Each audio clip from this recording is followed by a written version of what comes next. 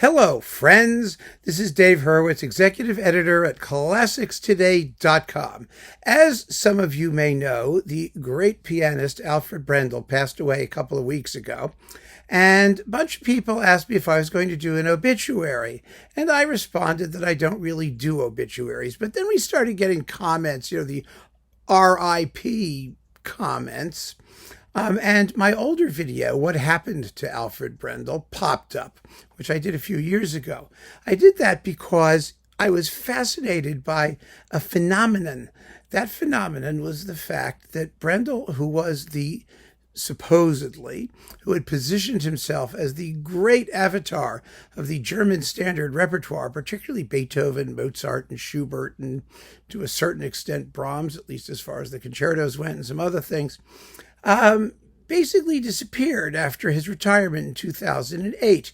Yes, the huge box came out, then the box went out of print, and the box, and then he wasn't talked about so much. And this is in contrast to other great avatars of the German piano school who still are talked about and still who are regarded as references in that repertoire. I'm thinking about Schnabel, of course, and Wilhelm Kempff, and to a certain extent Bachhaus.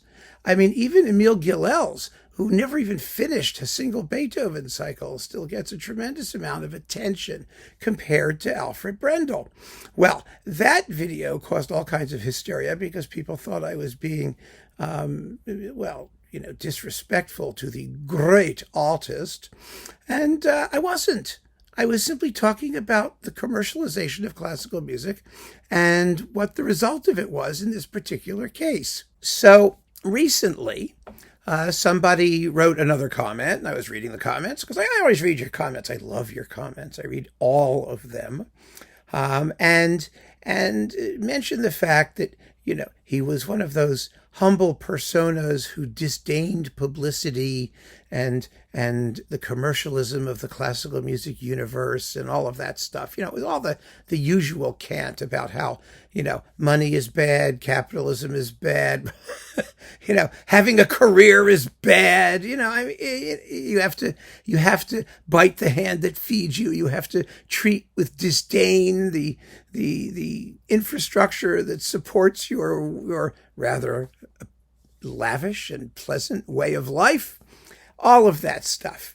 And I thought to myself, Alfred Brendel would probably be spinning in his grave to hear that crap. He really would. And so I proposed to put the bitch back in oBITCHuary and talk about a little reality, just a reality check, not about Brendel, but about the classical music business of which he was a part and how cleverly he manipulated it in order to give himself create a persona and an image. That the fact that image went poof in 2008 when he retired is not the point. It was there for most of his career. So what did he do? Let's talk about this a little bit. First of all, the idea that he was this kind of humble servant of music, which is a persona that he projected, by the way, is absolute complete nonsense. I mean, whatever he thought about it, nobody who makes 3 recordings of the Schoenberg Piano Concerto is a humble anything. I mean, forget the humility business. He was a performer. He was an entertainer. He went out before the widest possible public, and he played. All performers, all entertainers, all critics with YouTube channels have to have a certain ego attached to them, a big one, because obviously what they believe is that they have something that the humble listener, the public, wants or needs, or they're making a contribution to the sum of human culture. Whatever it is, it requires humility is not the quality. It's just not. It requires a genuine desire to promote yourself. And he was as self-promoting as anyone who has ever existed in the arts. I'm telling you. How do we know this? Well, first, He recorded the complete Beethoven piano works for Vox, for example. Take that as an example. And then in 1971/72, in that area, he moved to England. Why did he move to England? Well, there are lots of reasons to move to England, but not coincidentally, at that time, he also signed his recording deal with Philips. And England, as we all know, London particularly, was the capital of classical music recording. It was a great place to be if you were going to be in the classical music business. He got very good management, Maestro Arts. It's the same management that Marc-Andre Hamelin and Stephen Osborne and Paul Lewis and some other pianists have. And he was their major acquisition, their major property. He was a property, let's not forget. I saw Alfred Brendel perform several times, and I met him at Meedem when I was running the Cannes Classical Awards. He was there not to play the piano, but rather to read his poetry. He was polyglot. He did other things as well, where he proposed to make his mark. And poetry is an absolutely fabulous thing to go into because nobody has any clue whether any of it's any good or not. We actually have more of a clue when it comes to, performance stuff. But having jumped ship from Vox, which was easy to do, and signing with Philips, he went and re-recorded all the stuff, or most of the stuff, that he had done for Vox, and then he went on to do it over and over and over and over. Aside from those 3 recordings of the Schoenberg Piano Concerto, there were 3 complete cycles of Beethoven sonatas, 4 complete cycles of Beethoven piano concertos, Schubert sonatas, Mozart concertos and sonatas, Liszt stuff. These were things in which he claimed to specialize. And a lot of other people were specializing too. But he had a major label. He had very good management. He had a home base in the capital of classical music recording, the capital of the classical music industry, essentially, and he exploited it to the hilt. And what surprised me back then, when I did that last video, was the phenomenon that was exactly what I'm talking about now, which is that once he stopped playing, that PR bubble burst and he ceased to matter. That doesn't mean he wasn't a fine pianist. It doesn't matter. All of this is irrelevant to the question of how fine an artist he was. Because the truth of the matter is, from a commercial point of view, how good an artist you are doesn't make any difference. Nobody's going to notice. What matters is how well promoted you are. And I mentioned those other pianists who had, comparatively speaking, a degree of humility when compared to Alfred Brendel. In other words, they didn't keep recording the same stuff over and over again. And he even quit at a good time, because when he quit around 2008, he must have realized, aside from the fact that his technique which was very good, by the way. I mean, it wasn't the greatest. He wasn't the most virtuoso. He didn't have the most beautiful tone. And there's no way to quantify the depth of his artistic insight into any of these particular works. And when you make the same recording over and over again, when you record the same stuff so many times, you effectively eliminate the question of the depth of your artistic insight. Because if you do it differently every time, then you have none. Essentially, you cancel everything out. So that conversation went out the window. So he knew when to quit. He must have known in his heart that there were only so many more times he could record the same thing over and over and over again. And so he stopped, which was a very smart thing to do. But what it meant was that once the PR machine that was driving his career evaporated, what were we left with? We were just left with the music.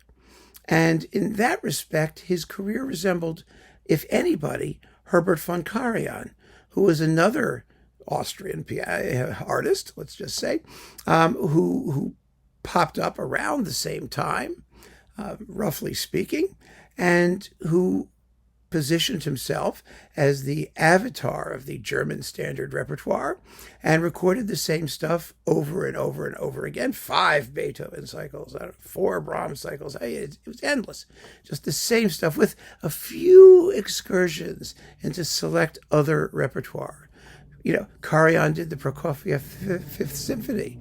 Brendel gave the premiere recording of the Prokofiev Fifth Piano Concerto for Vox. He never revisited it. But he did do pictures at an exhibition twice. Karajan did pictures at an exhibition a couple of times. He had his selective indulgences in repertoire that was considered, from a purely snotty point of view, lesser. For Brendel, that actually was Liszt, his cultivation of Liszt, which was one of the best things he did, without a doubt. One of the best things he did, because he had a very quirky sense of humor and an interesting view of the significance of that music. And I love it. So I give him full props for promoting Liszt on the same level as he did Schubert and Beethoven and Brahms and those folks. So it had wonderful qualities as an artist. His Liszt Totentanz is still the best ever. The one with Bernhard Haitink, it's amazing. And it shows just how fabulously you can get along if you throw taste to the wind and let your uninhibited virtuoso chops fly loose, with a sense of humor too. There was that as well. So we're not talking about, again, whether he was good, bad, or indifferent. We're talking about a career, how he managed a career, the move to London, his use of management, his handling of what he recorded for Philips. Back in the day when he was smart enough to know he could get a contract to do anything he damn well pleased, as many times as he damn well pleased. Recording contracts don't exist like that anymore. There are no deals like that anymore. But his career has to be seen in context, in the context of all the other classical pianists who were fabulous, at least as fabulous, if not more so, who were doing exactly the same things that he was. And so my point in reconsidering this is just to ask, just to try and clear the air, let's put it that way, and ask those who have to believe that just because they like an artist, that artist has to have special human qualities. Get over it. That is such, BS. It really is. He was a shrewd business person, a good business person. I think that's wholly admirable. He made an extraordinary career for himself out of not having the best technique, not having the best sound, perhaps having the ultimate and profound depth of insight. All of these things are controversial. Maybe the sound and the technique less so, but the artistry, that business. That's all totally subjective. And so, why not? He was very, very well managed by himself and by his handlers. And that's what I take away from him. The music, the music is kind of secondary. And I know people hate to hear that, especially those who've been deeply moved to the unshakable foundations of their being by his recordings. And if you were, great. It's wonderful. It's absolutely wonderful. That was a gift. He had that. He definitely had that. The most humble performer I ever met was Ivan Moravec. Moravec, who was not shrewd about the way his career was handled at all. Brendel stuck with his label. Everything he recorded that wasn't for Vox was on Philips/Decca when they became one. There was one recording for Deutsche Grammophon, the Schoenberg Piano Concerto again. But he stayed with his label. He allowed them to promote him. It was so smart what he did. Ivan Moravec would do anything for anybody if he found the conditions were right. So his humility was a function of his egomania, believe it or not. It was.